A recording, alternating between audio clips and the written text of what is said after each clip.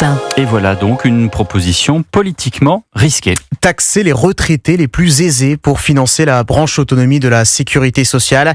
Idée avancée ce matin par la ministre du Travail et de l'Emploi, Astrid Panosyan-Bouvet.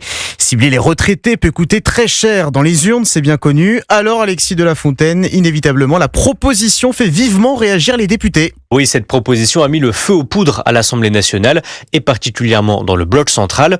Des Républicains au Modem, les députés rejettent majoritairement cette nouvelle contribution des retraités gagnant plus de 2 000 € par mois. Écoutez le porte-parole d'Ensemble pour la République, Mathieu Lefebvre. Je trouve que c'est une mauvaise idée. Les retraités ont travaillé toute leur vie. On va pas les taxer encore plus une fois à la retraite. On a un peu la maladie des impôts dans notre pays. Je pense que dès qu'il y a un problème, on va le résoudre par un impôt nouveau. Il faut au contraire préserver le pouvoir d'achat des retraités et s'attaquer au véritable problème de ce pays qui est sa dépense publique. Devant la menace d'une nouvelle dissolution de l'Assemblée nationale, aucun parti ne veut se mettre à dos les retraités car c'est la classe d'âge qui vote le plus. Alors face à la levée de bouclier, Matignon referme vite cette hypothèse. Cette mesure n'est pas à l'ordre du jour et cette prise de parole n'implique pas le gouvernement, assure un proche de François Bayrou.